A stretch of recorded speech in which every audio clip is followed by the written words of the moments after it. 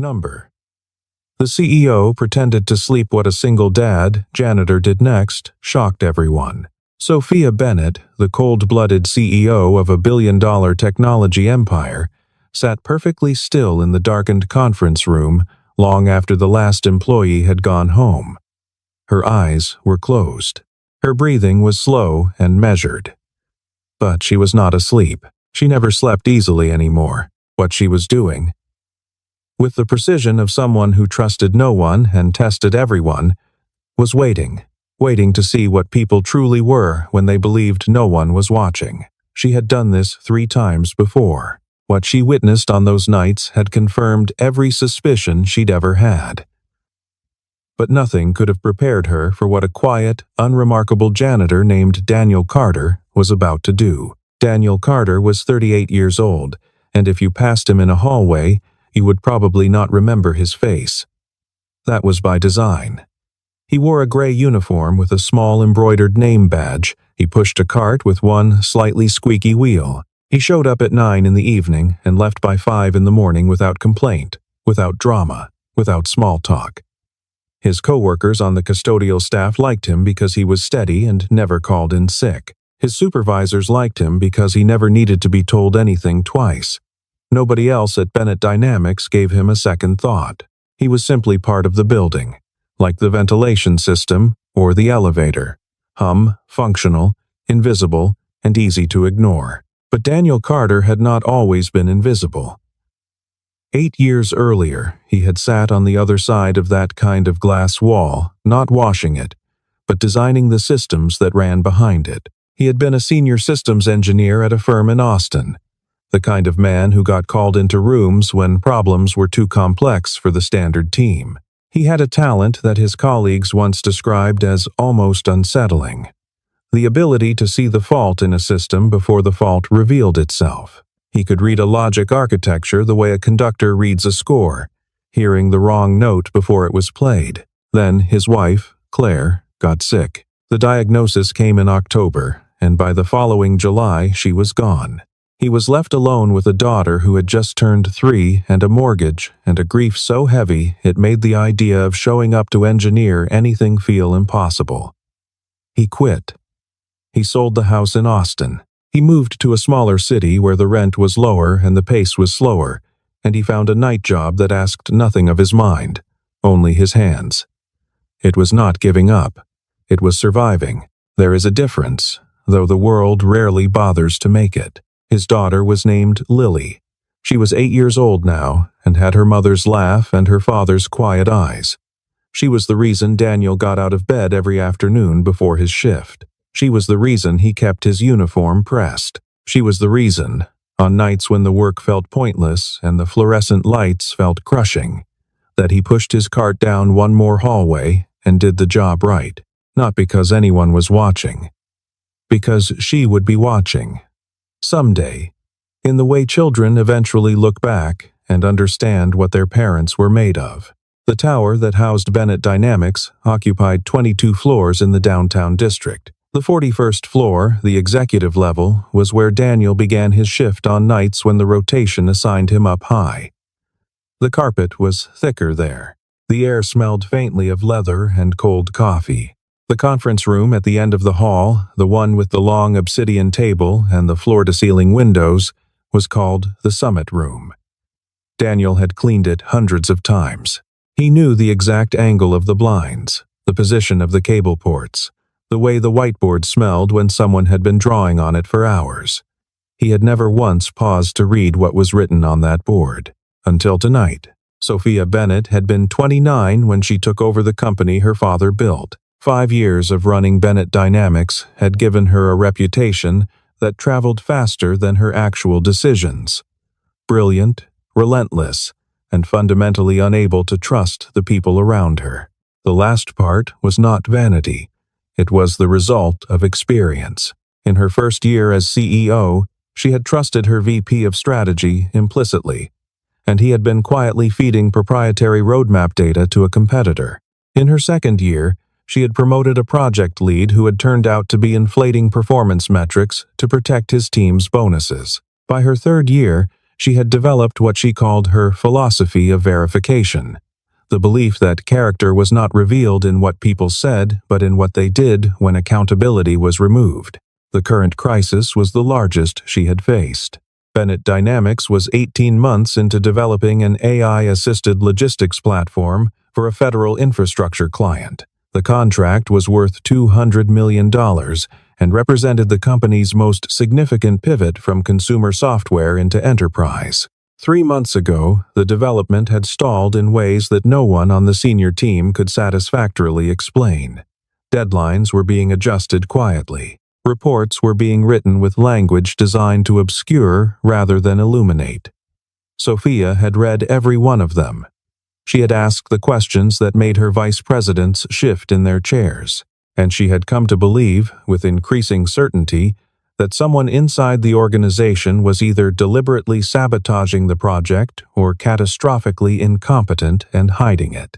So she had begun her tests. The first test had revealed that her head of communications, a man named Greg Harlow, who wore bow ties and quoted leadership books in staff meetings, had spent 45 minutes photographing slides from her private strategy presentation on his personal phone. He had done it the way people do things they believe they are getting away with quickly, casually, with a small, practiced smile of someone congratulating themselves.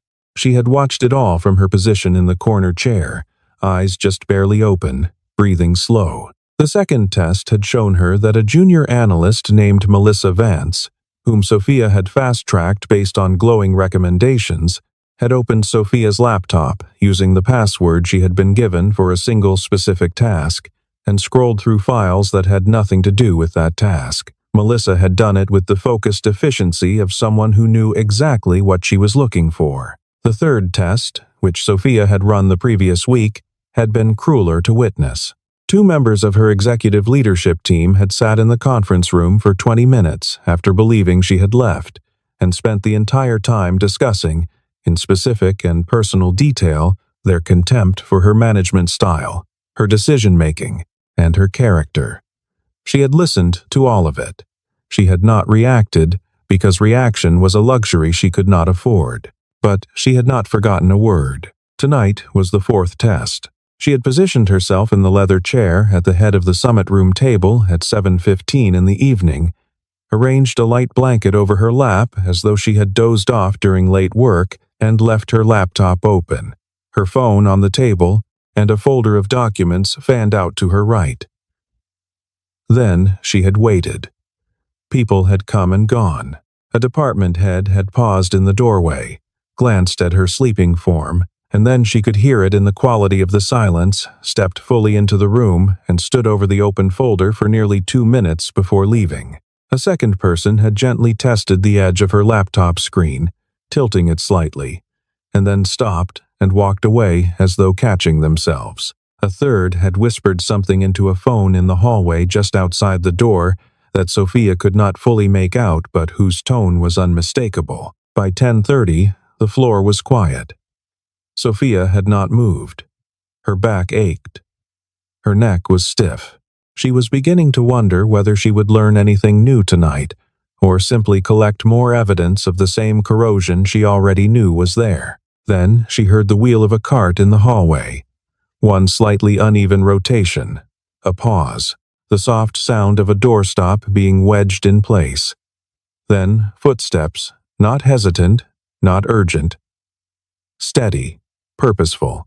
The kind of footsteps that belong to someone who has walked this route enough times that it lives in his body. Daniel Carter pushed the door open and brought his cart inside. He moved with the economical precision of someone who had internalized the layout of this room completely. He began at the far corner, working his way around the perimeter without rushing, without making unnecessary noise. He registered the presence of the sleeping woman at the table the way a professional registers any environmental variable, noted, filed, worked around. He had seen executives fall asleep at their desks before.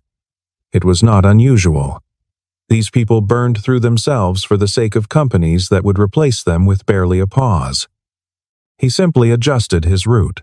Then he came around the side of the table, close enough to see the open laptop screen, the scattered documents, and the phone that had been vibrating softly at intervals for the past hour. He stopped, not because he was tempted, because he was careful. He took in the scene with the same methodical attention he gave everything. The angled folder, the visible document headers, the glow of the unlocked screen. He understood immediately what he was looking at. He also understood what a different kind of person might do with what was in front of them. A smarter person, some would say. A more ambitious one. The documents were face up. The screen required no password. The phone had not locked. It would have taken 30 seconds to photograph something that could be worth a great deal in the right hands. Daniel reached out slowly. He closed the laptop. He did it the way you close a book belonging to someone else with care, with respect, with the clear signal that you have not read it. He then straightened the document folder and set it squared against the edge of the table so it was less exposed. He picked up the phone, turned the volume wheel down to silent, and set it back down in the same position, same angle. Then he unzipped the front pocket of his uniform jacket, removed it from his shoulders, and folded it once before laying it gently across Sophia's upper arm and shoulder. Not her face, not too close, just enough. He stood back and looked at what he had done. A sleeping woman, slightly warmer now. A desk that was less of an invitation. It should have been the end of it. He had what he needed, confirmation that his own character was intact, that the quiet choices he made in rooms where no one was watching were still the right ones. He should have moved to the windows, wiped them down, worked the whiteboard, and been out in under 12 minutes. But the whiteboard stopped him. He had glanced at it the way you glance at something without meaning to, the way a word catches your eye in a page you're not reading. The architecture diagram filled the entire left panel, a tiered flowchart for a multi-node AI processing system, with dependency chains and feedback loops drawn in 3 different colors of marker. Someone had clearly spent a long time on it. Someone had clearly believed in it. Daniel stood in front of it for 20 seconds. Then he tilted his head. The logic was wrong. Not the surface logic, the flow made superficial sense. The labels were correct. The aesthetic of the diagram communicated competence and planning. But the underlying structure had a fault. Not a small one, a fundamental one. The architecture had been designed around a set of assumptions about input data consistency that the system itself could never guarantee. If you built on those assumptions, the model would hold under controlled conditions and then collapse the moment it encountered real-world variance. And real-world variance, in any infrastructure application, was not an edge case. It was the entire environment. Daniel's jaw tightened slightly. He recognized the error the way you recognize a face from a long time ago, not with pleasure, but with a quiet, resigned certainty. He had seen this exact class of mistake before. He had made one version of it himself, once, early in his career, before a senior colleague had walked him through why it would fail. He remembered that conversation clearly. He remembered the feeling of the correction, not humiliation, but recalibration. The shift from believing the structure was sound to understanding it was not. He looked at the marker tray on the ledge of the board. He thought of Lily, not because of ambition, not because of anything he hoped to gain. He thought of her because she was the organizing principle of his conscience. She was the answer he gave himself when he asked the question of who he was, when there was no one around to tell him. And the answer that came back, every time, was, the kind of man who does not walk past a mistake he can fix, even when fixing it costs him something. He picked up the black marker. He began at the input layer and worked forward. He did not erase the original diagram entirely, he annotated it, marking the fault point clearly, then extending new branches that restructured the dependency chain. His handwriting was small and precise. He moved between the board and his memory with the fluid efficiency of a man returning to something he had never truly left. He built in the failure tolerance logic that the original design had omitted. He restructured the feedback loop so it did not assume clean input.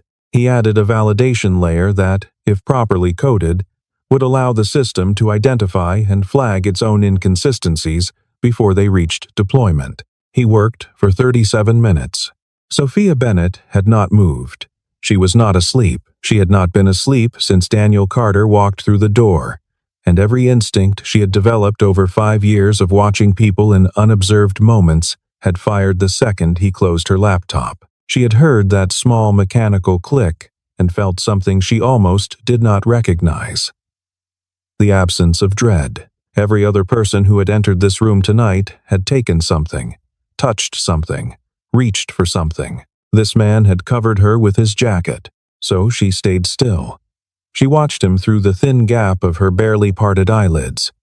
She watched him move to the whiteboard and stop. She watched his body change when he saw the diagram, a kind of involuntary stilling, the way a person goes quiet when they understand something completely. She watched him pick up the marker, and then she watched him work, and the breath she took was slow and very controlled, because what she was watching bore no resemblance to anything she had expected to see from a man in a gray custodial uniform. He was not guessing. He was not sketching vague improvements. He was rebuilding the logical architecture of a system she had paid 11 senior engineers to design over the course of 4 months. He was doing it from memory, in silence, in the dark, without a single note or reference document. And he was doing it correctly. She could see that even from her position. The new branches on the board addressed precisely the failure points that her own team had been unable to isolate, the ones that kept producing inconsistent output in simulation, the ones that her VP of engineering had attributed to environmental variables in a briefing that had made her want to flip the conference table. She did not move. She needed to see where he stopped. She needed to see what he chose to do with what he had built. Daniel stepped back from the board. He looked at it the way a craftsman looks at finished work, not with pride. Exactly, but with the satisfaction of having done something complete. He set the marker down. He looked at his hands. He looked at the clock on the wall, which read 11:47, and he did the quiet math of a man calculating how far behind schedule he was and how long it would take to finish the floor. Then he did something that Sophia would think about for a long time after. He picked the marker back up. He went to the lower right corner of the whiteboard, as far from the central diagram as possible. And in letters small enough to miss if you were not looking for them, he wrote 7 words. Start with the failure point, not the assumption. He set the marker down for the final time. He looked once more at the board at what was no longer a flawed design but something quite different. Then he picked up his jacket from Sophia's shoulders with the same care he had used to place it there, folded it back over his arm, and walked out. The wheel of his cart made its slightly uneven sound down the hallway. Then the sound faded. Then there was nothing but the white noise of the ventilation system and the pale glow of the city through the floor-to-ceiling windows. Sophia Bennett opened her eyes. She did not move immediately. She sat in the darkened room and breathed for a moment, the way you do after something has rearranged something inside you. Then she stood, walked to the whiteboard, and began to read. She read slowly. She read every line, every annotation, every restructured dependency chain. She traced the logic from input to output, from assumption to validation, from the original fault to the correction. By the time she reached the 7 words in the lower right corner, she had already understood what the rest of the board meant, but the sentence stopped her anyway, the way a simple thing can stop you when it arrives at exactly the right moment. Start with the failure point, not the assumption. Her engineering team had spent 3 months starting with the assumption. 12 weeks of reports and briefings and presentations and revised timelines, all of them built on a foundation that a man with no desk and no title and no apparent reason to care had identified, corrected, and left behind without signing his name.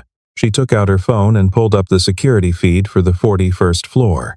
She rewound to 9:45 and watched. She watched all of it. She watched Daniel enter the room, close the laptop, fold the documents, silence the phone, place the jacket.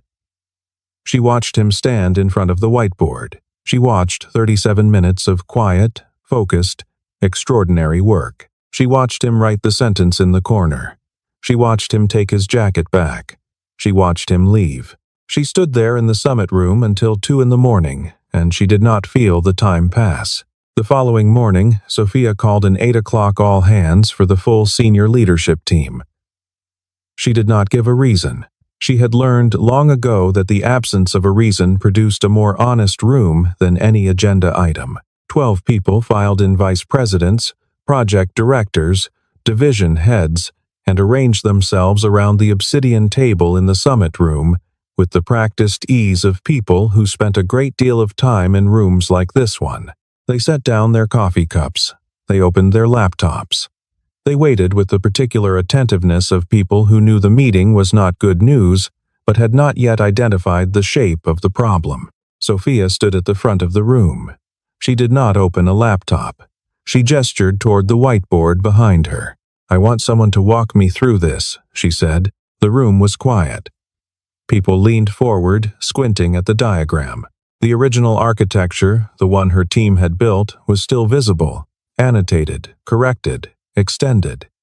Several people recognized it immediately. Marcus Webb, the VP of Engineering, recognized it with an expression that he was not quite fast enough to control. "Take your time," Sophia said. Nobody spoke for a full minute. The silence had a texture to it, the texture of 12 highly paid professionals looking at something that outpaced them and not knowing how to say so without consequence. Finally, Marcus cleared his throat. "This appears to be a revised version of the Phase 2 architecture," he said carefully, "with some modifications." "Modifications," Sophia repeated. "Can you tell me what they address?" Another silence. Marcus looked at the board. He was not a man who became uncertain easily. He became uncertain now. "I'd need time to review it in detail," he said. "Take a moment," Sophia said. He did. 3 others leaned over to murmur to each other.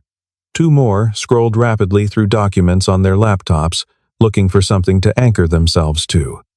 Nobody offered an explanation. Nobody claimed the work. Nobody demonstrated a clear understanding of the logic it contained. Sophia let the silence run for 4 minutes. Then she said, "I'd like you all to meet someone." She called the front desk and asked them to send up Daniel Carter from the night custodial team, who was still completing his final tasks on the lower floors before clocking out. There was a brief pause on the line. Then the voice on the other end said it would pass the message along. Daniel arrived 5 minutes later. He was still in his uniform. He had not had time to change. He pushed his cart to the hallway and left it there, and then he stepped into the summit room, and the room went very still in the way rooms do when something completely unexpected happens without any announcement. 12 faces turned toward him. Several of them arranged themselves into expressions of polite confusion. 1 or 2 did not bother with politeness. "Daniel," Sophia said. She gestured to the whiteboard. "Did you write this?" He looked at the board. He looked at her. He said nothing for a moment, and in that moment the full weight of the room's attention was on him, and it was not a comfortable weight. Then he said, quietly, "Yes." The polite confusion on some faces shifted into something less polite. Sophia nodded. She crossed the room to the wall-mounted display panel and brought up the security feed from the previous night. She navigated without hesitation to 9:45 and pressed play. The footage was clear. The overhead camera in the summit room captured the entire arc of the night's events. Every person who had entered, everything they had done, and then, at 9:53, Daniel Carter walking through the door. The room watched in complete silence. They watched him close the laptop. They watched him fold the documents. They watched him place the jacket. They watched him stand in front of the whiteboard. They watched the 37 minutes. They watched the sentence in the corner. They watched him take his jacket back and leave. When the footage ended, Sophia turned off the display. She looked at her VP of Engineering. Then she looked at the rest of the room. "I've been asking this team for 3 months," she said, "to find the failure point in the Phase 2 architecture. What I received were revised timelines, adjusted projections, and language designed to make a structural flaw sound like an environmental variable." She paused. Last night, a man on the night shift found it, corrected it, optimized the model, and left without waking me up. The room did not speak. Sophia looked at Marcus Webb. Marcus, I'm going to need your badge and your access card by end of day. She said it without drama. She did not raise her voice. The sentence landed in the room the way heavy things land quietly, with enormous impact. Then she looked at Daniel. He had not moved from his spot near the door. He was standing very straight, the way people stand when they are not sure what is about to happen and have decided to face it regardless. Sit down, Sophia said. Please. He sat. The other executives, for reasons they would each have articulated differently later, but which all amounted to the same thing, also sat. It was not entirely clear when the dynamic in the room had shifted, whether it had happened the moment the footage ended or the moment Daniel walked in, but it had shifted completely. Sophia pulled up a chair across from him. She did not sit at the head of the table. Your personnel file says you've been with us for 14 months, she said. It says you have a degree in systems engineering from Georgia Tech. It does not say much else. She paused. I think there's more. Daniel looked at his hands for a moment. Then, he looked at her. I worked for a firm in Austin for 9 years, he said. Senior systems engineer. I left in 2017. Why did you leave? My wife passed away. I had a 3-year-old at home. I needed a job where the hours were predictable and the energy required was physical. Night work fit that. Nobody in the room said anything. The people who had smiled when he walked in were no longer smiling. Sophia held his gaze. Last night, she said, you had unrestricted access to proprietary documentation, an unlocked laptop, and a phone with active notifications. You could have taken anything. No one would have known until morning. She paused.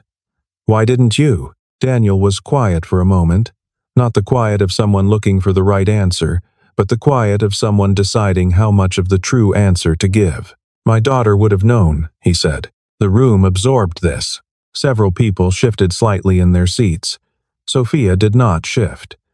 She held the sentence the way you hold something that weighs more than you expected. She's 8, Daniel added. She asks me every night before she goes to sleep what I did that day. I'd rather push a mop for 20 more years than not have a good answer for her. Sophia nodded once. It was a small motion, but it contained a lot. 2 days later, in a company-wide announcement that no one on the communications team had helped her draft, Sophia formally credited Daniel Carter with identifying the critical flaw in the Phase 2 architecture that had stalled the $200 million contract. She did not use soft language. She did not call it a contribution or a valuable perspective. She called it what it was. The solution. She also announced that the contract with the federal client had been saved, that development was resuming on a revised timeline, and that the lead systems architect position, a role that had sat vacant since the previous year, had been offered to a member of the Bennett Dynamics team. The offer had not been straightforward. Daniel had said no the first time. He had said it politely, with the same measured tone he applied to everything, and Sophia had not argued with him immediately because she understood that no coming from a place of self-protection was different from no coming from a place of genuine disinterest. She asked him to think about it for 48 hours. He thought about it. He thought about Lily. He thought about what it meant to do the right thing, not just in moments of small decision, but in the larger architecture of a life, about whether protecting himself from the risk of visibility was the same as protecting his daughter, or whether it was, in fact, a different thing entirely. On the 48th hour, he called Sophia's direct line. I'll take it, he said. There was a pause on the other end. Then, I know. She had known. She had known from the whiteboard, and from the footage, and from the 7 words in the corner of the board, and from the jacket she had found folded neatly on her chair the next morning, placed there as quietly as it had been placed on her shoulders. She had known from the way a man who had every reason to protect himself had still chosen, without hesitation, to do the harder thing. She had been looking for that kind of person for 5 years. She had been looking in conference rooms full of people who wore the right clothes and said the right things, and reached for what was in front of them the moment they believed no one was watching. It turned out she had been cleaning her floors. The first official thing Daniel did in his new role was schedule a working session with the Phase 2 development team. He came to it without a prepared presentation. He came with a legal pad and 2 different colored pens and a directness of manner that the team found, after their initial confusion wore off, genuinely useful. Within 2 weeks, the model was in active testing. Within 6, the client was reviewing the revised architecture. The sessions went well. The feedback was good. The thing that had been broken was fixed. Not because someone had talked about fixing it at sufficient length, but because someone who understood systems at the level of their logic had looked at it clearly and done the work. The morning that Daniel brought Lily to the office for the first time was a Saturday in early spring. The building was quiet. He wanted her to see it not as the place where he had cleaned floors, but as the place where he was now building something. She was unimpressed by the view from the 41st floor, which was enormous and panoramic and included 3 bridges and a river. She was very impressed by the whiteboard in the summit room, which she asked if she could draw on. He said yes. She drew a horse. Sophia came in at 10:30 because she came in most Saturdays. She heard voices in the summit room and stopped in the doorway. She saw Daniel standing at the window, looking out. She saw an 8-year-old at the whiteboard with a blue marker, drawing something with great concentration. Lily turned around. She looked at Sophia for a moment with the clear, unguarded directness that belongs only to small children and very honest adults. "Are you the boss?" she asked. "I am," Sophia said. Lily considered this. She looked at her drawing, then at Sophia. "Dad says you're really smart," she said. "Your dad is kind." "He's not kind," Lily said matter-of-factly. "He's honest. There's a difference." She tilted her head slightly. "You look tired. Do you sleep here?" Sophia laughed before she knew she was going to. It was a real laugh, the kind that comes out before your guard catches it. She glanced at Daniel, who was watching his daughter with the quiet, full expression of a man whose whole life had recently become something worth looking at again. "Sometimes," Sophia said to Lily. Lily nodded. She turned back to her horse. She said, with the simple declarative certainty of someone reporting a fact, "Dad says you're the boss, but I think you're lonely." The word landed in the room without malice, the way children deliver truth completely, without mercy, and without any particular desire to wound. Sophia stood in the doorway and did not say anything, and the silence was not awkward but full, the kind of silence that takes up space because something real is inside it. Daniel turned from the window. He looked at Sophia, not the way an employee looks at a CEO, not the way a man looks at a woman he is trying to impress, the way one person looks at another person when they recognize something, a shared weight, a familiar quietness, the specific shape that loss leaves in the way someone stands. "She says whatever she thinks," he said. "I know," Sophia said. "I like it." She stepped into the room.